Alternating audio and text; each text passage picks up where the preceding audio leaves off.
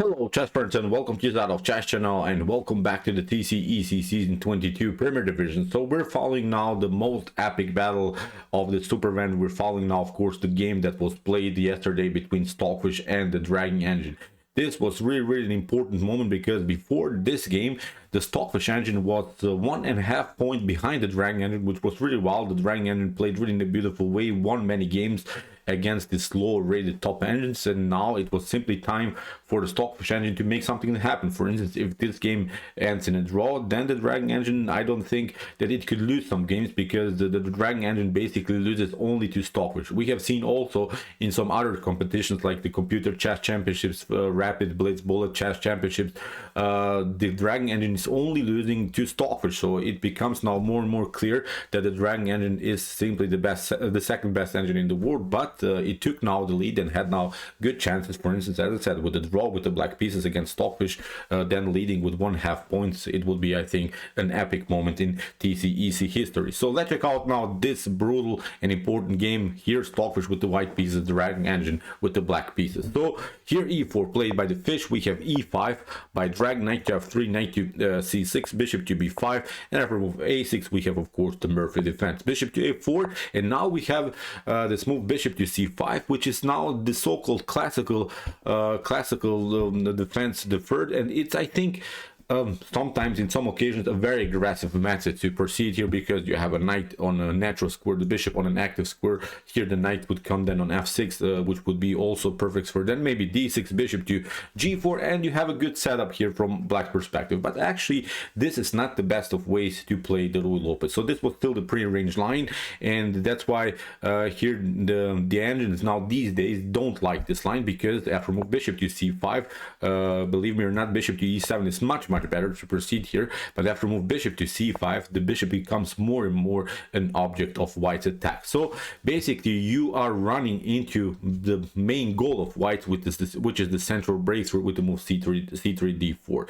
So okay, you could escape from this plan with bishop to h7, but at least you're losing another tempo with your bishop, and meanwhile white is building his attack in the center, can also develop then the bishop, knight to d2, kingside castling, so white will have a decent setup. So in this variation I think you will lose an extra tempo with your piece, which is in this top engine level I think too much sometimes. We have seen many brutal attacks by Leela, Stockfish, the Dragon engine, where simply one loss of tempo caused the whole game. So that's why when I now analyze this variation, it doesn't seem like a good idea here for black to go with this bishop in front of the pawn storm. So here after move c3, it's obvious, as I said, the white will continue the pressure with the move d4. We have b5, bishop to b3, d6, and now comes this idea d4. So immediately this is a possibility. Remember, bishop to e7 maybe in the beginning seems like a slightly more passive move, but at least the bishop is not becoming an object of the attack. So here e takes d4, c takes d4, bishop to b6, and now h3, preventing of course some ideas of bishop to g4. Then you could lose the battle here from white's perspective around the square d4. So that's why h3, a beautiful prophylactic move here by the Stockfish engine. So we have knight from g to e7, knight to f6 is also in some occasions possibility, but after knight to c3, e5 could be then a problem. Then of course the knight becomes an object, bishop to g5 are opportunities. So as I said, again, sort of an idea to not get challenged by these pawns in the center. Now the Dragon engine played simply knight to e7. We have kingside castling played by the fish, we have h6 also preventing some bishop to g5 ideas, and now knight to c3, kingside castling, and now rook to e1. This is simply standard setup. I think this is a good position for white, especially. What we can notice always in these types of positions that we have here from white's perspective, the pawn central control, which means now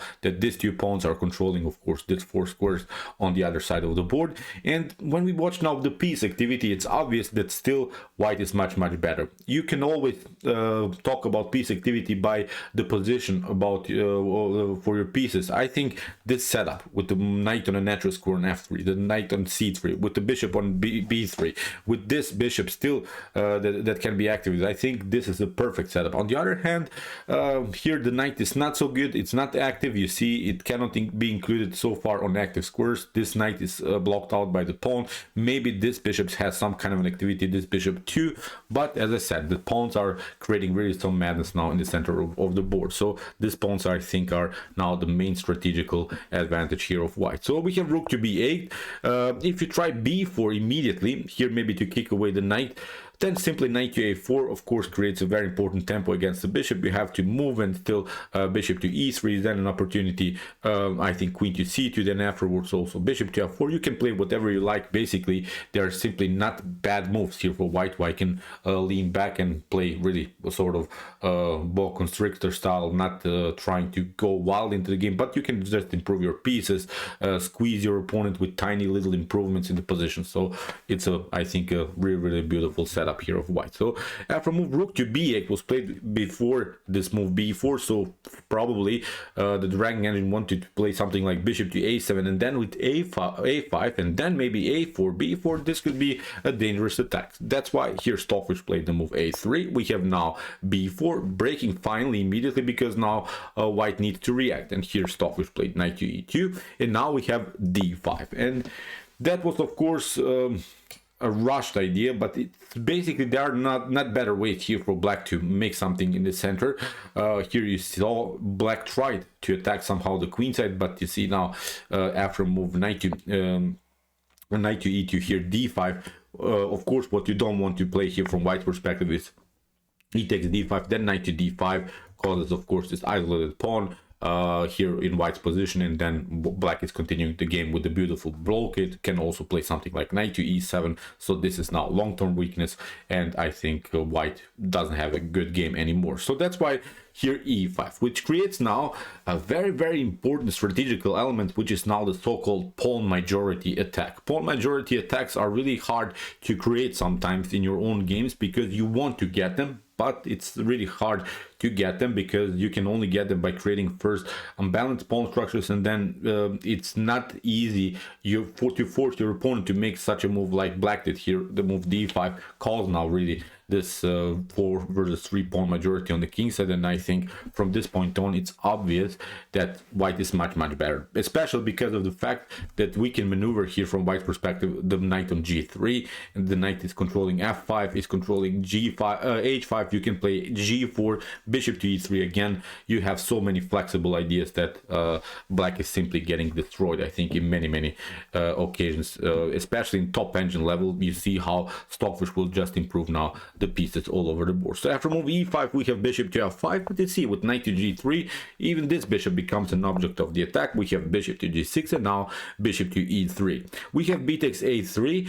The problem is now you cannot even break the position with the move f6. Many times when your opponent is getting a space advantage like white did here and has really this annoying pawn to handle with the move e5, sometimes in some occasions, maybe I always remember the French defense. In the French, sometimes it's very cool to break your opponent's e5 with the move f6, and you could have a good position then afterwards, but in this position it's actually not working. And I was really surprised in this continuation. You have the e takes f6, then rook to f6, and now you take a takes b4. The knight has to take it. Now we can take over here in the center of the board with the move knight to e5. Then also f4 could be a possibility. You see now this knight in the center of the board would be a really beautiful, monstrous knight that I think would cause now many strategical problems. The problem about this knight in the continuation is even if you trade the knight somehow, then you just improve your opponent's pawn structure with f4, f6, e5.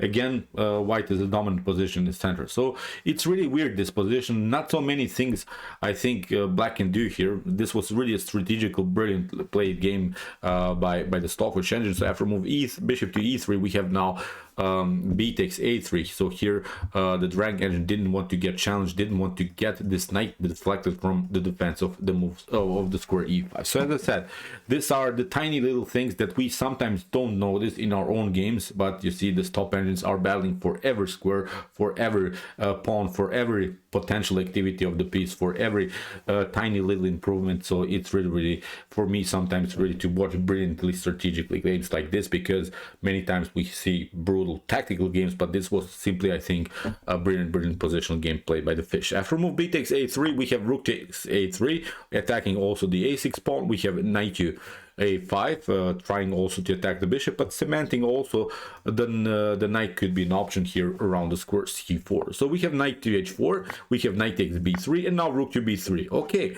maybe we have lost now from white's perspective this bishop pair, but it's not so important. Now, as we said, pawn majority, pawn majority, pawn majority, f4, f5. This is now the pawn storm that we want to get. The queen can be included. Even I think in some occasions, this didn't happen in this game, but in some occasions you could also try maybe rook to f3. If one of these rooks get behind this pawn, then the f pawn is rolling. It becomes really a monstrous pawn. So these are, I think, beautiful attacking opportunities here for white. So king to h7, we have f4. You see, already a weird position. f5 now is a serious threat. Here, the Dragon Engine found actually a beautiful defensive idea. Knight to g8, because first of all, the knight is hanging, and if you try, for instance, to include your queen, I think I would play this move immediately without even calculating, but actually this move leads into a drawage line or even a slightly better continuation now for black, because you can play now a very aggressive h5. Really weird move, this move knight to g8, but it allows here actually black to defend if you play, of course, the move queen to g4. Stockfish didn't play the move, but when I saw the position, when I analyzed the game at home, why didn't here white play the move queen to g4? Why is that not a possibility? This is perfectly fine. We're protecting the knight, we can play f5, but actually, as I said, with the move h5, this position gets destroyed, because you could maybe try knight to h5, but now you get knight to h6. The queen has to retreat to g5. Now after trades of queens, takes, you can maybe take, but now with g5, this position is simply good now again for black, because you cannot take, of course, bishop to g5, because you get bishop takes d4. This is now a huge problem in the continuation of the game. So that's why you would be forced to play something like knight to f5, but in this position I think this is perfectly fine. Bishop to g6 is an opportunity, continuing the game again with the bishop pair, and I think black has solved now all of the positional problems. So as I said, after move knight to g8, this idea queen to g4 is not working. So that's why Stockfish played the knight from g to f5. We have queen to d7, g4. You see, still these pawns are rolling, although it you have to delay some moves, of course. Many of us, as I said, would play probably the move queen to g4 and would try to include the queen into the game.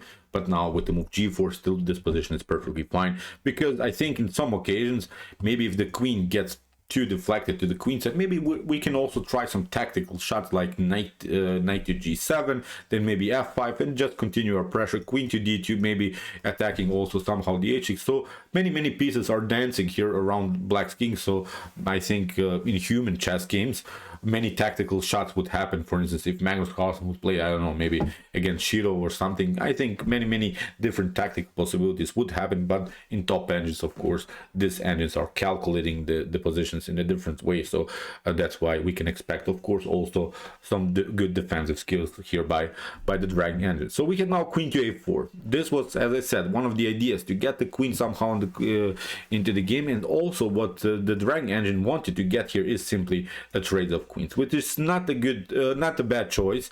We have to say it, when you're getting attacked, when you don't breathe in the position, then you want to slow down the pace. Simplification ideas, trade off good pieces. Trading off queens is always a good idea, I think, when you're playing a worse position. So that's why queen to a4 comes with the idea to simply trade off good queens. So we have rook to c3, queen takes d1, rook to d1, bishop to f5, and knight to f5. Here the Dragon engine really wanted to simplify the game in hopes now that maybe this position could be broken with the move c5. So we have now f6. Finally, this idea, this let me breathe idea, is finally working, because the position is not so dynamic anymore, because, as we said, the queens are off the board.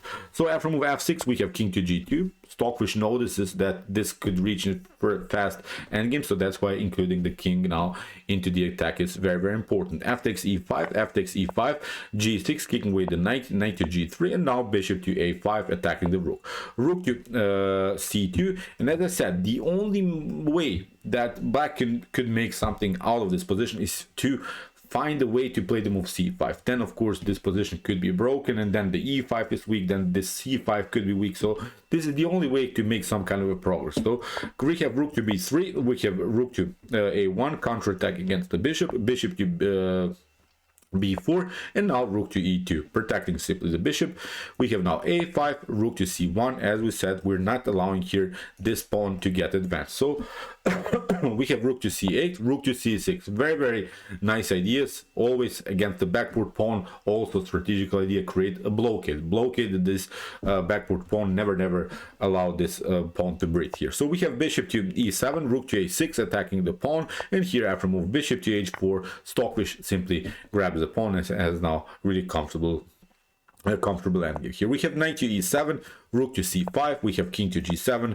Now Stockfish maneuvers simply the pieces on their best squares, and after rook takes c3, b takes c3, we're reaching more and more an endgame stage, and this is not good for black, because every further trades of pieces is in white's favor, because if all of these pieces are off the board, if you could just imagine this position without the rooks, without the knights, without the bishops, this is a completely winning endgame then for white. So that's why you have to make something in a tactical way here from black's perspective, but the position is too simplified. No tactical shots are possible, especially because you're playing against the fish, and the fish will find a way to defend itself. So that's why, as I said, this is maybe not the most attractive of endgames to watch, but it's a pleasure to sometimes watch Stockfish, how it finds really the best next sort of tiny little end game move, which maybe many of us would not find. So that's why, in my opinion, it was now from this point on a beautiful end game. Here we have rook to b3, rook to c2, we have bishop to e1, attacking the pawn, but now with bishop to b2, everything is so far glued together, and this position is holding for a while, and now we can include our king into the game. We can also find maybe some new squares with the knight. So we have knight to c8, king to f3, we have knight to a7, king to e2, bishop to h4, knight to d2, kicking away the rook, and now finally c4 is very important to open some files, open some diagonals, because now you have to just get use of this very important advanced pawn on e5. So we have d takes c4, bishop to c1, c3, rook takes c3, and now knight to b5, attacking the rook, rook to c4, and now bishop to e7. So now many moves will be played, but as I said, this is a position that white simply cannot lose. So knight to f3, we have g5, king to d3, you see king to e4, the king is getting more and more actively into the game, rook to a6, and now knight to e1. Here knight to c2 was played, and after king to e6, very important move, knight to e3, controlling of course this square. So far of course you cannot play here knight to d5 because you get the fork, but so far at least you're controlling this very important square in the continuation. Now knight to f5 could also happen with a beautiful counterattack against this pawn. This pawn is also weak, especially because of the fact that your bishop gets passive.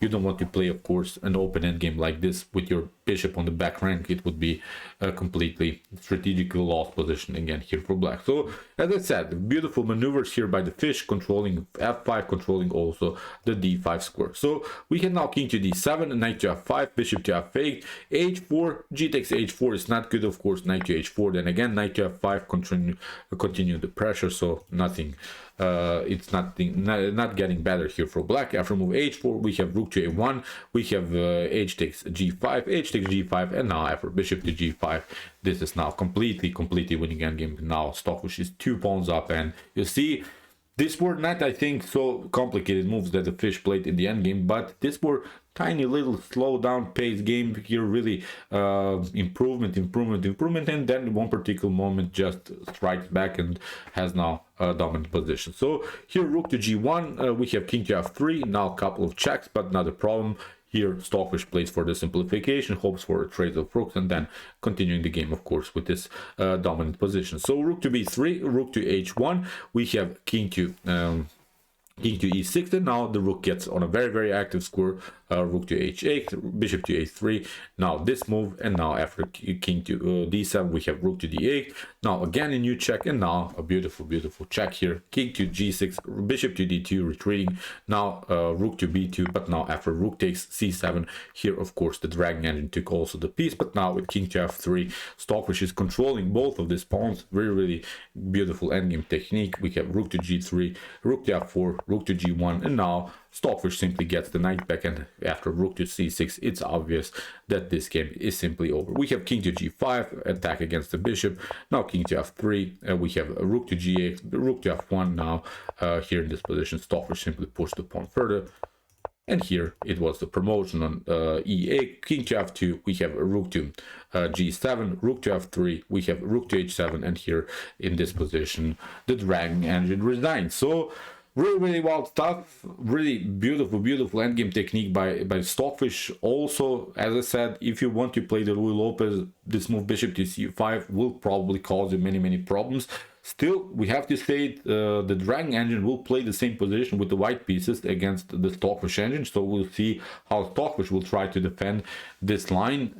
So far, after this game and after many games now that were played in between, the Stockfish engine has now half of the point more than the dragon engine, which is now again sort of a way that we used to see. Now Stockfish is getting back into the tournament and is now the leader, and has now really a comfortable position in the continuation of this super event. So as I said, be prepared. We're covering I think also the game between the dragon and the Stockfish engine in this variation, but of course with reversed roles when the dragon engine is playing the game with the white pieces. So be prepared. I think it will be also a very dynamic game. So okay, I hope that you enjoyed the game. I really enjoyed it a lot. Interesting ideas, especially interesting endgame ideas here played by the Stockfish engine. If you want to see more of these brutal endgames and also some other brutal tactical games that were played in top engine level, check out my commented chess games played by computer series with some more games played by Stockfish, Alpha Zero, Lila Zero, and many more. And if you like this content, don't forget to subscribe to my channel. See you soon with some more videos, and chess is the best, of course.